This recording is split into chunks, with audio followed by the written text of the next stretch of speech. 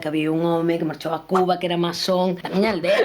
Peliculón ten eso, Ten unha serie. Resulta que a miña familia que é da Barrela, pois aí naceu unha actriz moi coñecida na Argentina que se chamaba Maruxa Villanueva, hai uns premios. Despois ela acabou volvendo de Argentina, volveu a emigrar pola censura e acabou na casa de Rosalía de Castro, ela ensinando a casa de Rosalía, recitando poemas de Rosalía. Pareceme unha figura interesantísima da que se sabe moi pouco e aproveitando que naceu na miña aldea, que hai moitos vínculos porque se apelida Vázquez tamén, a súa casa está xusto detrás da casa da miña avoa. Hai unha conexión clara. Hai unha conexión clarísima. Quero falar disto, falar da migración, da guerra e de todo o que pasou naquela época. De momento estou en estado de investigación, pero super contenta. Ainda vivo unha señora que me está contando moitísimas historias que ten 101 anos. Agora que me dá moita mágoa que a miña avoa xa non está viva para preguntarlle moitas cousas, porque ás veces aproveito e digo a xente que aproveite. Total, pero é tan importante tamén documentalo, ter xente como a señora que dis que saben tantas cousas e que simplemente teñen esa información aí e como ninguén lles pregunta, pois queda aí. E cando xa non están é irrecuperable. E hai unha cantidade de historias, de tradicións, de patrimonio vivo. O que temos é o que perdemos por non preguntar, por non documentar. Hai moita historia que desapareceu porque despois descubrín que aí ao lado había un núcleo super republicano, que todo isto despois non se sabía, que había un home que marchou a Cuba, que era masón, da miña aldea.